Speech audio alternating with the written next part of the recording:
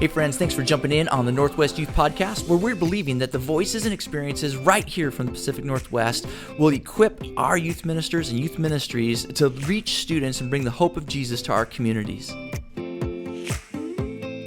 Well, hey friends, thanks for joining us today on our Northwest Youth Podcast. Today we've got Pastor Tony Mattar. Let's go. From Venture Church up north in Mill Creek, Washington, the place that I didn't know existed until I went to Venture Church. I'd never been to Mill Creek, Washington, because it's not on the freeway, so you can't get there quickly. So never knew it even existed, really. No one does. But Jesus is doing a great work there, and we're thankful for you. Man, first, I just love you. I love your family. Your wife is obviously crazy creative and has partnered in ministry in a lot of different ways. But thanks for coming on today. Jumping in. Tell us real quick, the role you're serving in, and what is it like to be Tony Mattar? Oh my gosh. Well, Pastor Zach, I'm honored. Thank you. I always say this to you in public or in private, and I'll say it to you in public. You're one of the humans on life who can make anyone feel like they're the most important person in the room. And you make everyone feel so valued, man. But it's because you are the most important person. Oh, no, I'm not. Ashley Beers is. I'm just a guy who gave his life to Jesus at 18. I didn't have any family in ministry, nothing like that. But I realized I love people and I love Jesus. And whatever I could do to serve humanity, I wanted to do it. And I wasn't allowed to become a youth leader just yet because I just given my life to Jesus. We didn't have a young adults gathering. So as an 18, 19-year-old, I kept showing up to youth every Wednesday night. So, there was no gathering for me, so I kept going to young adults. You're one of those. I was one of those. It wasn't to be creepy. So I'm like crying at the altar with like a 12-year-old girl, and Jesus is rocking my life. He's rocking this 12-year-old and some other junior high boy. And I'm just the guy who never left. Yeah. And who's still there today. And started out just serving at cleaning the youth facility, and then was bivocational. I never planned on working at a church full time. And this was in Venture. This is at Venture. I've been at Venture now for 11 years. So good. Never planned on praise the Lord that eventually, people gave and there was a way for me to work and somehow get paid by the church. I never anticipated that, never expected that. But I also want to pause there. Yeah. Because I think this is also crucial for any maybe youth leader hearing that maybe feels God calling them to ministry. Yeah. Really what you did was you just started serving. That's it. And then God just opened the doors and you said yes in obedience. That was it. And I do believe that is one of the things. That's my story. Yeah. And I think that's one of the key ways that we need to kind of get out of our mindset that there is a prescriptive path to serving in Jesus' church and saying, man, if I just start serving today and trust God with the rest, it'll work out. That's 100% it, man. And now, fast forward all these years, Ariel and I we oversee the youth ministry and we oversee the internship. And our youth ministry has seen highs and lows, and it's been all over the place. But we're really thankful for what God's doing, especially at Mill Creek, man. It's a very unique city, very dynamic city. And we're just really thankful for our pastors, Brandon and I, who didn't give up on us and always just kind of believed in us. And the leaders who went before. I mean, Pastor Morgan Butcher was the youth pastor before me. Before him, it was Tyrone Renta. So I'm like walking into legacy. So like I really have to do well now. Not well, but I'm following up greatness. So it's not pressure. It's just, hey, love Jesus and love people. And Yeah, well, whether greatness or just faithfulness and steadiness or whatever you're following, the reality is we all stand on the shoulders of the person that went before us. Yes. Yeah. And they address something and led in a way that set something up so that we can serve better. Yeah. And, today what we're going to talk about is something that I've just loved watching you do in your local church. Yeah. And I think it's so important. I think this is an area. I think this is one of the areas that youth pastors get in trouble. I think it's where they go sideways and they miss is when we don't understand how significant it is to take the way and the heart, the very heartbeat of our lead pastors, and take that and say, how do we translate that into youth ministry? That's it. And for you, a little bit unique because you got to grow up kind of in that church, got saved in that church, so you got to like you're just baptized into that DNA, right? So it's there, but it's still work, for you to take because obviously they're following the Holy Spirit. They're listening to God and saying, this is the next direction and steps, even through a name change of your church. 100%. And all those things, because that means something different to your youth ministry. 100%. Because prior to, Venture Church has only been Venture Church for now a couple of years? Literally 2 months before the pandemic began. Oh, my goodness. Yeah. So a year and a half. Year and a half. And prior to that was Canyon Creek. Yeah. What was the name of your youth ministry before? So the youth ministry has gone through a ton of names. So it was We've gone, back in the day, I guess it was like really cool to name your gathering after like some underground movement. Yeah. So we were Uprising. Oh, yes. Because we were going to cause an uprising in the city. We sounded like a band of infidels, man. And then we switched to Collective Youth because there was a season where we were very heavy on multi-site. We had 7 youth pastors at the table, and we felt like we were collecting from all different cities and gatherings. So we had a lot of people working. And now, recently, when we rebranded the church, Pastor Brandon said, hey, every ministry at our church is going to be named Venture this. So Venture Young Adults, Venture Men's, Venture Women's. Youth, you guys can do whatever you want. And I said, Pastor Brandon, this youth ministry will be here much longer after I am here. There's going to be a day where I might not be here anymore. And I don't want to name it something that was just my vision, my dream. This is your youth ministry. This is your church. So good. And that's when we called it Venture Youth. And I said, hey, we're not crazy about the big branding and all that. We're going to stay in line with the church and follow our pastor's vision. Yeah. So obviously that's key one. Yeah. Right. That you just explained it so well. It's like when you heard the heart of your lead pastor say everything's going to be in alignment. Yeah. Right. That was your first step. Yeah. But let's talk about that. Unpack that for us a little bit. Sure. Just as we talk about what it's like to take the vision of your lead pastor, like their heartbeat and you work and of course it takes time. It doesn't happen over, in a month. Yeah. But as you discover that and discern that, how do you then translate that into youth ministry? That's so good. So Pastors Brandon and I are some of the most courageous, bold people I know. Yeah. And what people don't see is how much they love Jesus in private and how they serve people when no one's looking. Okay. And honestly, that's what's kept us there. It's relationship with them. It's seeing them at their core. So the word venture means a daring or risky journey. Now, when we had rebranded the church, everyone thought we were becoming venture capitalists. We were getting into Dogecoin and Bitcoin and new tithing strategies. New tithing strategies. But the reality is their vision has always been to reach the unchurched. Yeah. We've always wanted to get people in Mill Creek is made up of fairly intellectuals, educated, married, divorcees. It's multicultural, multi-ethnic. It's got everything. And Pastor Brandon and I have always wanted a church that was just filled with people that don't know Jesus yet. Okay. We want baptisms. And that vision is so... Why wouldn't you follow a vision like that? Why wouldn't you go and baptize people, go into the world, make disciples? Yes, that's what they've wanted since day one. They were never focused on getting a big gathering or a big room. It was never about that. It was always about reaching people in our city. And I thought anything we could do to be the local church, I'm about it. That's why I've given my life to this thing. Mm-hmm. So that's how I've really stuck with their vision and implemented it really into youth, breaking it down. Yeah. So then if the vision for your church is to go after lost people, then the vision of your youth ministry. So I'm going to say something that's going to sound almost, this might irritate some people. And please hear my heart. When we do gatherings at our youth ministry, we don't do it for other church kids. Okay. We don't do it for kids from other youth ministries.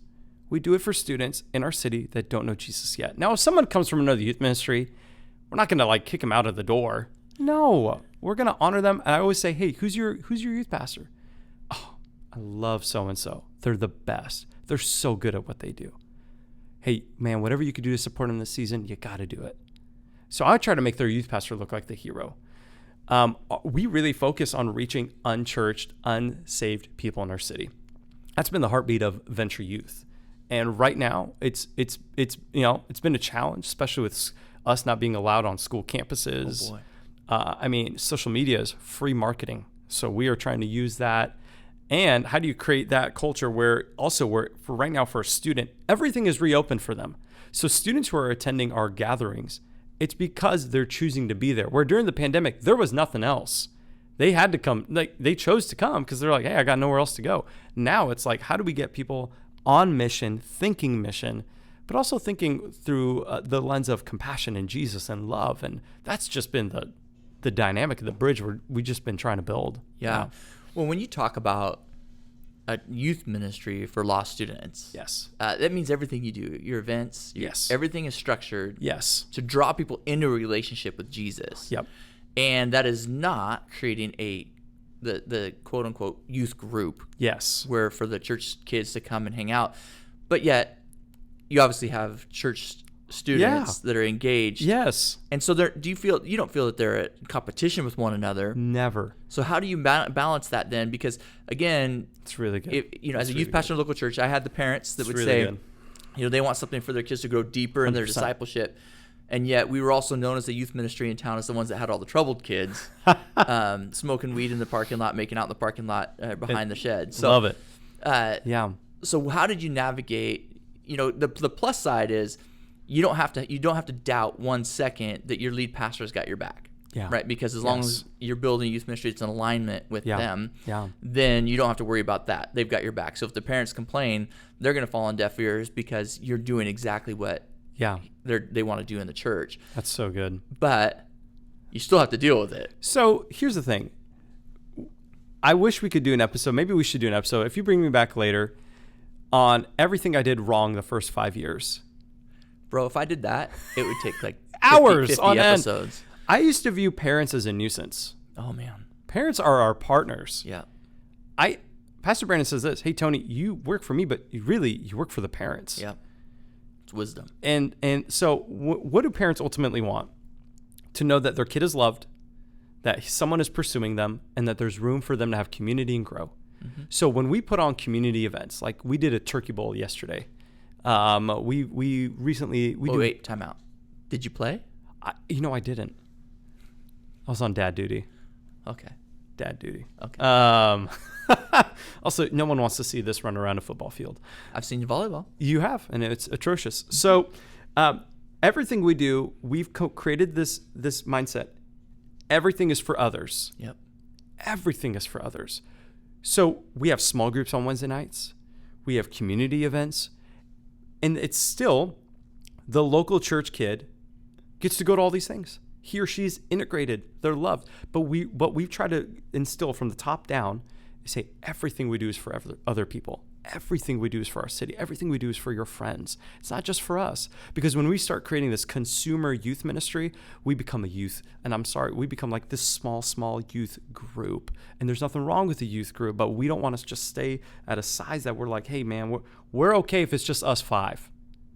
We want to think, what can we do to reach people in this season? How do we love? Man, Pastor Zach, I've had 2 kids in my youth ministry. I know what it's like to feel like, man, I have no leaders. I got no resources. What do I do? Yeah. I've been there. I've seen it. I know. But it was even in those seasons when my only 2 youth kids were Judah and Elijah Beals, Pastor Brandon and I's sons, where I said, all right, guys, hey, what are we going to do for your friends? What would your friends like to do? And I bring them in on the vision. I bring them into the table. Like they're helping us make big decisions because we want them to have some ownership, not just us creating programs for them that they don't even want to be at. But you identify something there that's significant because when you say, like, it's okay to have that youth group, but that would not be in alignment with what your church wants to do. Exactly. So have you ever gone through a process where you've allowed your leads to speak in and evaluate what you're doing to make sure that there's alignment there? And have you let them call you out on it? 100%. So here's the reality. For the longest time, I treated the youth ministry as a siloed ministry, and no one created that culture except for me. The moment I put my guard down, because it was this deep insecurity, and if we could just be honest, am I going to get fired if I don't hit goals and metrics? Yeah. Am I going to get let go? Am I going to just have to apply for another church? When I let my insecurity go and I said, Pastor Di, I'm inviting you. Her and I meet 4 times a year. She has free reign to say whatever she'd like. She can ask me any question, and I'm going to be brutally honest. I report everything. But also, Zach, it wasn't just those 4 times. I chose to go visit her office. I visit her office once a week. I sit down in her office just for 2 minutes. I know she's so busy. Pastor Di, I just want to let you know, man, youth was hard last night. Gosh, not a lot of kids showed up, but 2 kids got baptized. I just thought I'd let you know. I'm trying to plant these seeds of updates in her mind often just to give her an update. But yes, I've had to say, hey, this is your church. This is your youth ministry. At the end of the day, you have the final say. But I submit that to you. And I think and I honestly would say to anyone who's listening, if you do not feel a call to your lead pastors, you need to prayerfully consider another option. You actually might be hindering what's happening there rather than advancing what could be happening there? I do, boy, Tony, even as we wrap up on this conversation, I do believe like that's the question we should always ask when we're stepping in. We're never taking a role. We're called to serve somebody. And until we can get a picture of their heart and the vision. That's it. Because it doesn't matter how good we can do youth ministry. I think there'd be very few lead pastors would hire you just to say, hey, I don't even care what you do, just do it and do it well. Sure. Maybe that exists, but 100%. I think they really want the youth to look the same. So 100%. I love that, even the humility to say, hey, I'm going to update you. So it becomes a two-way street. That's it. Right? You're throwing those things out there so that they can kind of push back or celebrate with you, because you're actually saying, like, I just want to make sure that I'm on the right path here. And this is your chance to steer it, because it's your job. And so such great wisdom. And, man, I love the heart and just the way that you share just how Jesus is, like, wired you, but also how you have a conviction, a personal conviction to serve your leads. Real quick, I know we got to wrap up. I'm just going to say this. Some people have that type of relationship with their leads where they can hang out with them once a week and grab lunch. Yeah. Our leads are frequent flyers. They're visiting other churches. They're speaking on their place. They're busy. Raiders games. Yeah, don't get me started. But I just want to say to anyone who maybe has that type of relationship also, maximize any second you get with your pastor. Yep. If it's a car ride to the grocery store, if it's, can I buy you lunch? If it's, can I pick you up from the airport? Whatever it takes, maximize that time. They're your friend. They're not your enemy. You serve them at the end of the day. Yep. Yeah. That's wisdom. Man, thank you so much. Thank Tony, you so much. One of the things that we want to do really is we inspire a conversation, not be a comprehensive conversation. Yeah. So if I have a youth pastor in the Northwest Ministry Network that says, hey, I'd love to talk with someone and just learn how they navigated the bumps on the road along the way. Yeah. Are you welcoming 100%. that conversation? 100%. Cool. I love friends. Cool. So you're going to see Pastor Tony Mattar's Instagram. IG I do handle the on the bottom there. I don't do Twitter. Neither do I. No, and no so, time. but you'll see that on the bottom of this podcast, and Please. you're welcome to contact him and continue the conversation. But Love thanks that. for being here, man. Thank you so much, man. Appreciate you.